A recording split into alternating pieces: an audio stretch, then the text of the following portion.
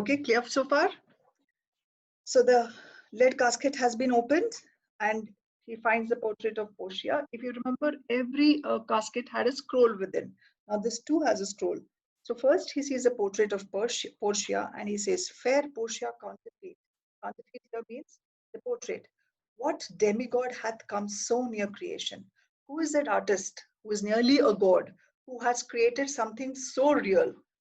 Move these eyes, or whether riding on the balls of mine. So is it, are these eyes moving? That is, are the eyes on the portrait moving, or are mine moving?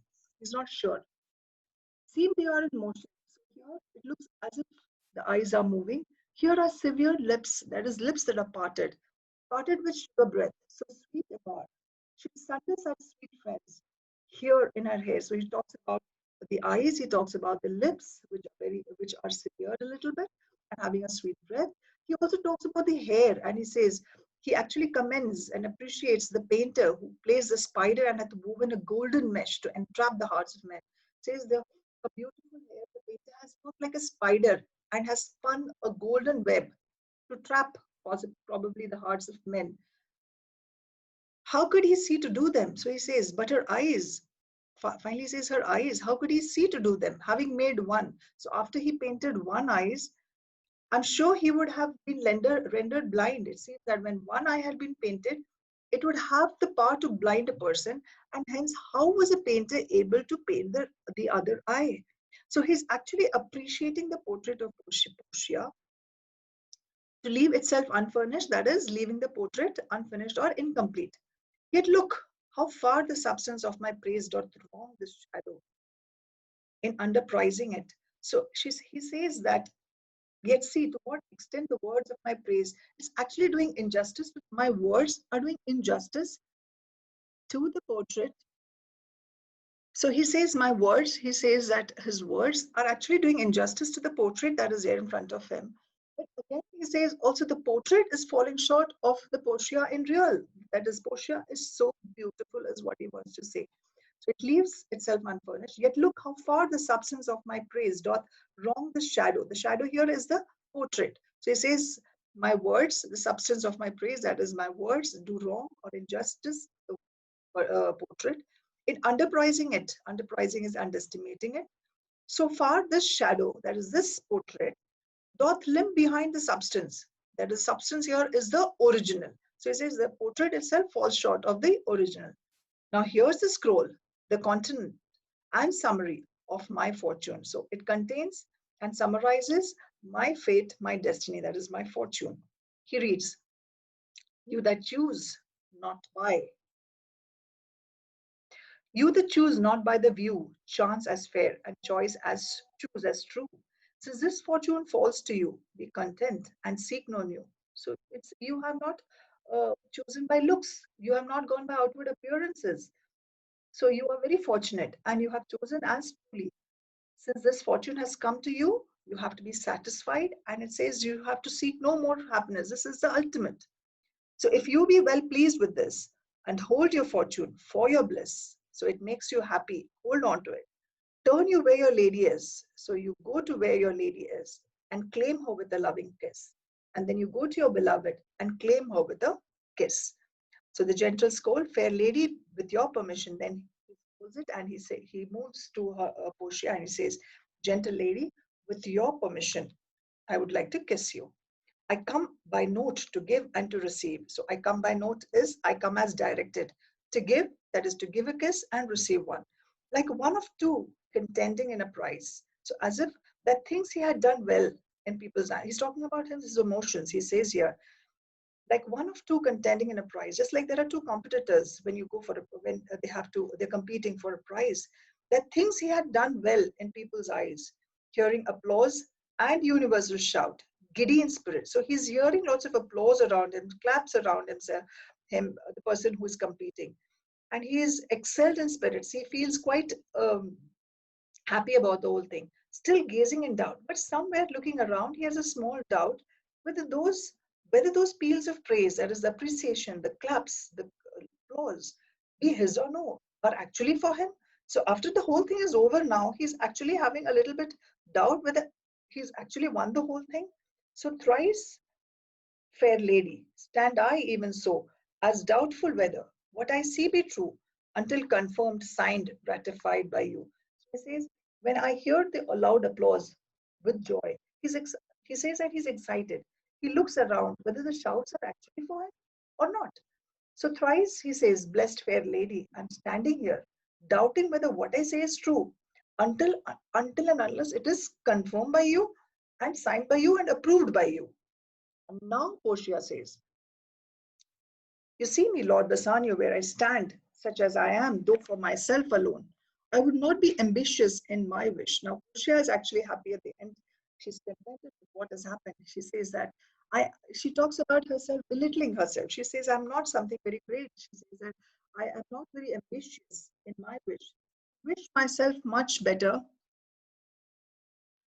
Yet for you, I would be troubled 20 times. But I love you so much that I want to be better for you. I want to be troubled, that is 60 times. Troubled 20 times is 3 times 20.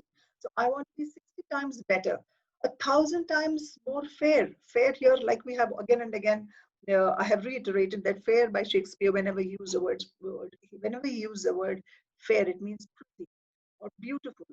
10 times more rich. So I want to be this just for you, that only to stand high in your account, just to stand high or respectable in your eyes. I might in virtues, beauties, livings, friends, that is, livings means property, exceed account. I may be worth more, but the full sum of me, that is the whole of me, the total of me, is sum of something, which to term in gross. So actually the whole of me is, when you look at it in gross, it is an unlessoned girl, unschooled, unpracticed. Happy in this, she is not yet so old. So she says, actually, if you look at me, though I have all this outwardly, you can see all this is there in me. Actually, if you look at the gross of me, I am still inexperienced. Unlessoned is inexperienced, unschooled, that's uneducated, unpracticed, that is untrained. And she says, I'm happy. And she says she's not yet so old that she can't learn, but she may learn. Happier than this. She's not bred so dull, but she can learn. She says, I'm quite young and I can learn. And she's ready to learn if she is directed or guided by Bassanio. Happiest of all is that her gentle spirit, that is her temperament, is quite gentle and commits herself itself to yours. She's saying, I commit myself to you to be guided by you, as if from her lord, her governor, her king, myself, and what is mine to you and yours. Now, after she says that, she's somewhere, she's actually giving herself up and offering herself to Bassanio. She's actually saying that, trying to express her love to him. And she says, but whatever is mine is now, from now onwards, even yours. She says that myself and what is mine to you and yours, it is for you, is now converted. But now I was the Lord. So till now, until now, I was the Lord of this fair mansion, master of my servants, queen over myself.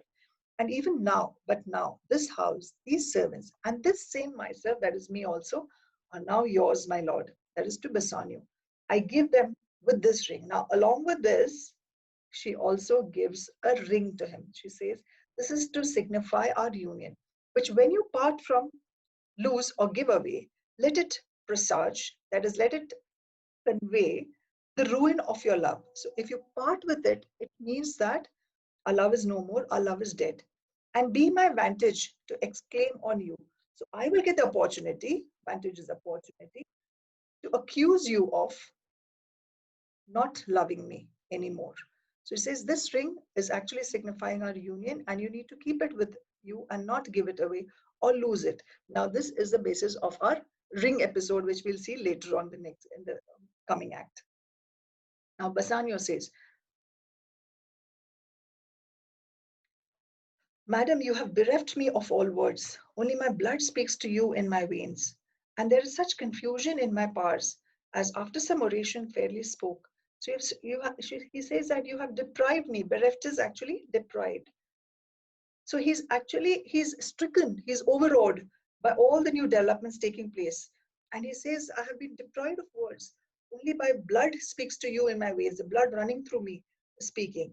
There is such confusion in my thoughts, powers means thoughts, as after some oration fairly spoke, after a good speech is done, the confusion that the person is in, my beloved prince, there doth appear among the buzzing, pleasing multitude, where every something being blent together turns to a wild of nothing. save of joy. So he says, just as there is so much confusion in my thoughts, just like a prince would feel after giving a speech and then the applause that follows of a delighted audience, where every feeling is blended together and it produces then a wild confusion, which actually expresses nothing but one emotion, that is joy, which cannot be expressed to show how much it is. But when this live, but take my word that if this ring and when this ring leaves my finger, may it only be when I die. So he says here, expressed and not expressed. But when this ring parts from my finger, he says, if it leaves my finger, parts life from hence. It means that I am dead. And then be bold to say that Bassanio is dead. So it means that he's giving his word that the ring will leave his finger only when he is dead. So he will not part with this, is what he's saying. At this time, Nerissa congratulates Portia, my lord and lady, it is now our time that have, that have stood by and seen our wishes prosper, to cry good joy, my lord and lady. So she congratulates both of them, Portia and Bassanio. Gratiano also congratulates both of them, and he says that I wish you all the joy that you can wish. So he says, for I am sure you can wish none from me. When he says it, it means that actually you cannot wish, I'm wishing you so much of joy. I'm sure you cannot wish for more joy than what I'm wishing for you. Following? Children? Yes, ma'am. Okay. Yes, Yes, ma'am. ma'am. So I wish so much of joy for you that I'm sure you cannot wish for more joy than what I am wishing for you.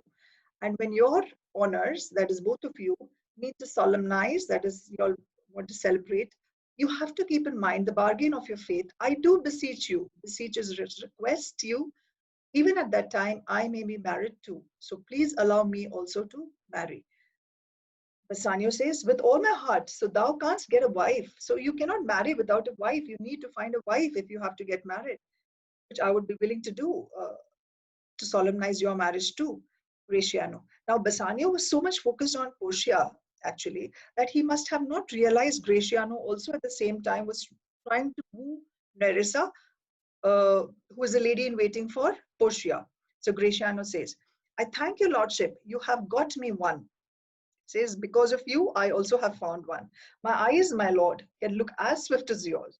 He says, my eyes too are as swift as yours, just like Bassanio found Portia. Gratiano has also found Nerissa as his partner. You saw the mistress. I beheld the maid. I saw the maid. You loved. That is, you fell in love. I loved for intermission. That is a period of waiting. I had to wait for quite some time because my fate depended on you, he says. No more pertains to me, my lord, than you. So he says that whatever was my fate, it was all depending on you. Your fortune stood upon the caskets there, and so did mine, too, as the matter falls. For wooing here until I sweat again. So, though I wandered over with all my energy and I worked hard and making promises, that is, swearing is making promises, till my very roof was dry. Roof is talking about his mouth. Roof was dry with oaths of love. At last, if promise last, I got a promise of this fair one. So he says, at last, after doing all this, I tried to woo her, and I got a promise from this fair one, that is this beautiful lady, that is Nerissa. This fair one is Nerissa. I have her love, provided that your fortune achieved her mistress. But the one condition that she kept was that Nerissa would marry me or be with me only if you had the fortune of winning over her mistress, that is Portia. So Portia has also not noticed this happening. So Portia also asks Nerissa, is this true, Nerissa? Nerissa says, madam, it is you, it is so, and you stand pleased with it. So I would like to go ahead with it only if you don't mind. But it is very true. Bassanio says, and do you, Gratiano, mean good faith? That is, do you mean to actually marry her from your heart? Gratiano says yes. And thus you see that in this scene, there are two weddings that are planned in one scene, all two, one after the other. Bassanio, our feast shall be much honored in your marriage. So we would have a great feast. And who comes here? Lorenzo and his infidel.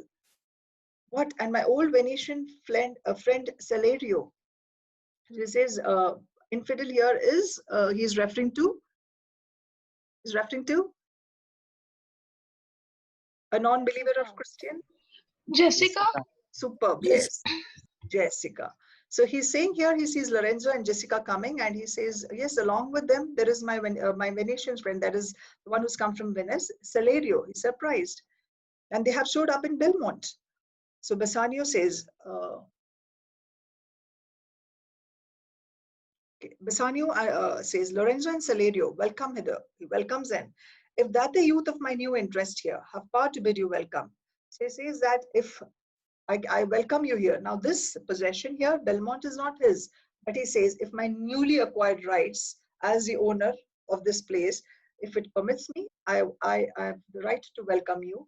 With your permission, he says, dear Portia, I would like to welcome my friend as well as countrymen, friends and countrymen. So friends are actually Salerio and Lorenzo that he's alluding to. And in countrymen, when he says, he's talking about Jessica. So he welcomes them. Portia, so do I, my lord. So she says, even I welcome them. Lorenzo, I thank your honor. For my part, my lord, my purpose was not to have seen you here, but meeting with Salerio, by the way, he did entreat me, past all saying nay, to come with him along. So Lorenzo says that it was not my plan, actually, to come here, or my intention to come and meet you here. But I met Salerio on the way, and he actually entreated me, that is, persuaded me to come along with him without past all saying nay, which means that without accepting a refusal from me. He said, he forced me to come along with him or to accompany him. Salerio says that, yes, he did do that. But he had a reason, he says. I have a reason for it. Signor Antonio commends him to you. Says, Signor Antonio is sending you his greetings. He's definitely come here with a letter. He gives Bassanio the letter, and then Bassanio, here I ope his letter. Ope is archaic word for open. So he says, is before. So before I open this letter, pray you, that is, please tell me how my good friend doth. So he's actually happy to get a letter from Antonio, and he says he wants to know how Antonio is, because he has actually, the purpose for which he has come here has been fulfilled. He is one Portia. So now he thinks about Antonio and wants to know how he is. Now Salerio says, not sick, my lord, unless it be in mind. So he's not sick outwardly, nor well unless in mind. He's not even well, he is in the mind. Maybe he's unwell in the mind, or maybe he's sick in the mind, but not outwardly. His letter there will show you his state. So he says, the letter here, which I'm giving you, will show you or will tell you his estate. Here, estate is actually his financial condition. Not his state, is actually his financial condition. Luciano says, Nerissa, cheer yon stranger. They realize that Jessica is also there, so he asks Nerissa, welcome Jessica, and bid her welcome. Your hand, Salerio. What's the news from Venice? How doth that royal merchant good Antonio? I know he will be glad of our success. We are the Jasons. We have won the fleece.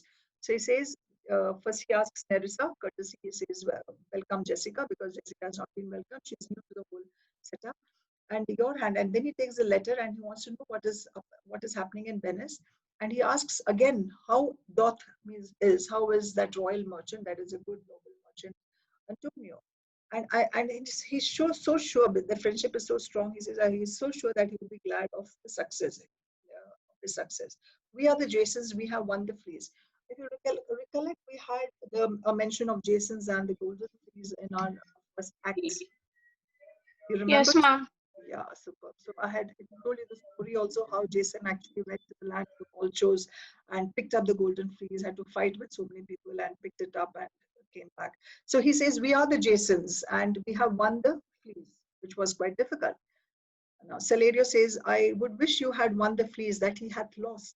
He says, I wish you had won the fortune that he has lost. Actually, he says, Portia, there are some shrewd comments here. 1 minute. I'll just finish with Portia, I think, and then we will wrap up for today and we can continue the next session.